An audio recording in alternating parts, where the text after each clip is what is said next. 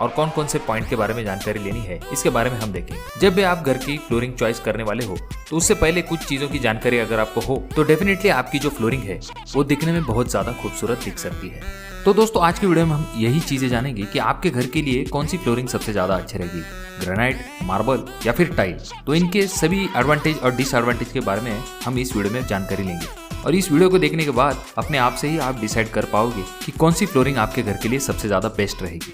Generally वैसे तो flooring के बहुत से टाइप है, जैसे कि पोटा हुआ, रफशाबाद हुआ, उसके बाद मोज़ेक टाइल हुआ, पर इनका इस्तेमाल ज़्यादा करके नहीं किया जाता है। जिन चीज़ों का ज़्यादा करके इस्तेमाल किया जाता है वो चीज़ें हैं एक ग्रेनाइट, मार्बल और उसके बाद में टाइल। इन तीनों चीज़ों का इस्तेमाल घर के लिए बहुत ज़्यादा किया जाता है। इनमें से भी हाल फिलहाल में ग्रेनाइट और टाइल इन दोनों का ज़्यादा इस्तेमाल बढ़ चुका है। तो दोस्तों इनमें से कौन सी फ्लोरिंग आपके लिए अच्छी है इसके बारे में हम इस वीडियो में देखेंगे और तो और जानेंगे कि क्या इन तीनों में डिफरेंस होता है और कौन सी चीज कहां पर आपके लिए सबसे ज्यादा बेस्ट रहेगी। तो इसीलिए वीडियो को पूरा जरूर देखें। तो चलिए हम स्टार्ट करते हैं। तो सबसे पहले चीज हम जानेंगे दोस्तों कि ये चीजें बनती कैसे। जैसा कि आपको पता है ग्रेनाइट और मार्बल ये दोनों जो है वो नेचुरल पत्थर है, फिर भी इनके पत्थर के टाइप में थोड़ा सा चेंज है। ग्रेनाइट जो है वो इग्नेस रॉक और जो मार्बल है वो मेटामॉर्फिक रॉक होता है। और दूसरी चीज यहाँ पर टाइल की आ जाती है, तो टाइल जो है वो मिट्टी से बनती है। अब यहाँ पर आपको ये चीज तो पता चल गई होगी कि ये चीजें कहाँ से बनती है। अब इसमें इग्नेस रॉक जो है दोस्तों ये ज्यादा हार्ड होता है और ज्यादा ड्यूरेबल होता है कंपेयर टू मेटामॉर्फिक रॉक, यानी कि आगे चल के हम इसके बारे में देखेंगे। जब बात आती है दोस्तों ड्यूरेबिलिटी की, अब ड्यूरेबिलिटी में ग्रेनाइट जो है ये ज्यादा ड्यूरेबल है क्योंकि इसका जो पत्थर है वो इग्नेस रॉक है। जैसे कि हमने पहले भी देखा है कि इग्नेस रॉक जो है दोस्तों ये ज्यादा ड्यूरेबल होता है कंपेयर टू मेटामॉर्फिक रॉक। उसके बाद में मेटामॉर्फिक रॉक जो है उसका थोड़ा सा स्ट्रक्चर जो है वो क्रिस्टलाइज होता है, जिसकी वजह से एसिडिक फूड जो होते हैं उसका उसके ऊपर ज्यादा असर पड़ता है और तो और स्क्रैच भी उसके ऊपर जल्दी दिखाई देते हैं। ग्रेनाइट और मार्बल है, इन दोनों के कंपैरिजन में टाइल इतनी ड्यूरेबल नहीं होती। अब इन तीनों के लाइफ के बारे में बात करेंगे। तो लाइफ की अगर हम बात करते हैं तो ग्रेनाइट की सबसे ज्यादा लाइफ होगी, उसके बाद में जो है मार्बल और उसके बाद में टाइल।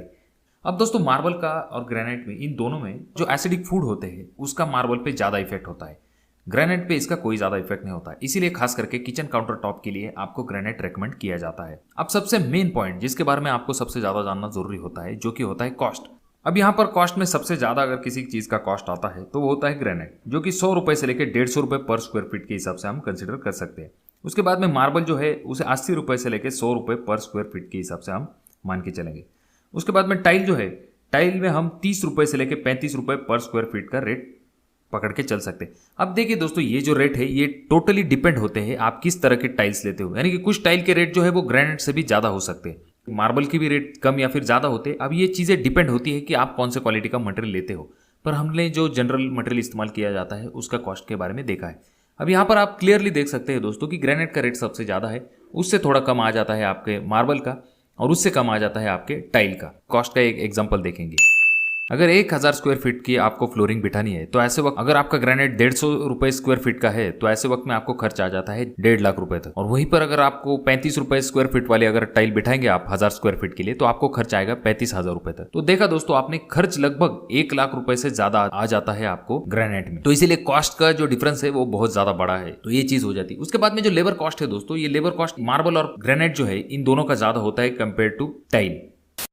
अगला पॉइंट यहाँ पर अगर हम दोस्तों कंसिडर करते हैं कि वैरायटी। अब यहाँ पर पॉइंट आ जाता है दोस्तों टाइल की तरफ, क्योंकि टाइल में आपको नंबर ऑफ वैरायटी मिल जाती है, यानी कि उसमें जो है आपको टाइल के प्रकार से लेके उसमें जो कलर्स है या फिर शेड्स है इन सभी की चीज़ों में जो है बहुत सारे टाइप मिल जाते हैं। जैसे कि फॉर एग्जाम्पल के लिए glossy tile, matte finish tile, sugar tile, ऐसे बहुत से टाइप्स आपको अवेलेबल टाइल में होते हैं। पर वहीं पर अगर हम बात करते हैं ग्रेनाइट और मार्बल की, तो नेचुरल जो स्टोन है उसमें जो वैरायटी होती है वो लिमिटेड होती है, वो इतने ज्यादा प्रमाण में नहीं होती। अब दोस्तों यहाँ पर जो बात की थी हमने ड्यूरेबिलिटी की, अब ड्यूरेबिलिटी में एक पॉइंट आपका ये आ जाता है कि अगर कोई चीज आपके टाइल के ऊपर या फिर ग्रेनाइट के ऊपर गिर जाती है तो ऐसे वक्त में ग्रेनाइट या फिर मार्बल को थोड़े बहुत स्क्रैच आ जाते हैं, आप उसे पॉलिश कर सकते हैं, उसके बाद में वो चीज ठीक हो सकती है। पर जहां तक बात आती है एक अगर टाइल पे कोई चीज गिर गई और उसके बाद में अगर आपकी टाइल फूट गई तो ऐसे वक्त में आपको पूरी की पूरी टाइल चेंज करानी पड़ सकती है। अब यहाँ पर ये प्रॉब्लम हो जाता है, आपके पास कोई सिंगल पीस है तो आप उसे चिपका सकते हैं, पर टाइल के जैसे मैंने आपसे कहा कि वैरायटी जो दिन ब दिन चेंज होती रहती है और डिजाइन पैटर्न्स अलग अलग आते हैं, इस वजह से आपने जो अपने घर के लिए टाइल बिठा के रखी है वो टाइल मार्केट में मिलना बहुत ज्यादा मुश्किल हो सकता है।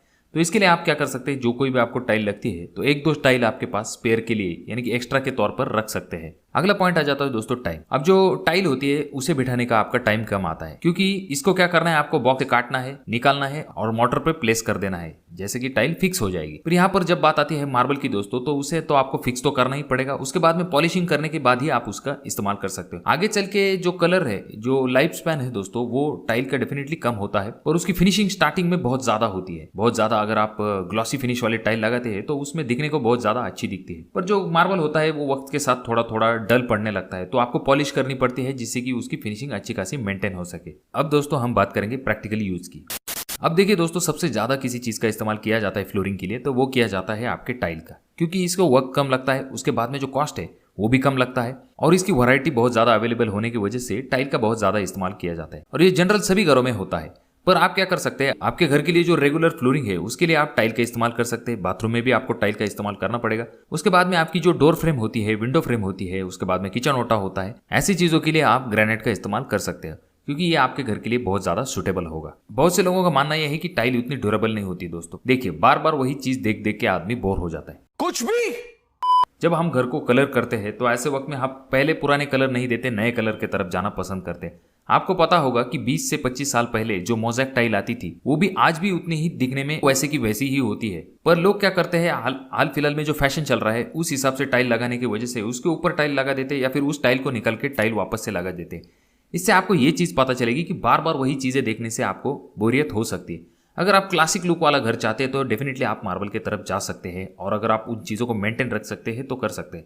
पर अगर आप 20-25 साल बाद टाइल बदलना आपके लिए कोई ज़्यादा मुश्किल भरी बात नहीं होगी। पर दोस्तों, अगर आपको मॉडर्न लुक चाहिए तो ऐसे वक्त में आप टाइल की तरफ जा सकते हो। हालांकि आप 10-20 साल बाद जब स्टाइल चेंज हो जाएगा, ऐसे वक्त में आप टाइल चेंज भी करा सकते हो, क्योंकि आपने पहले से ही ज़्यादा पैसा नहीं दिया होता।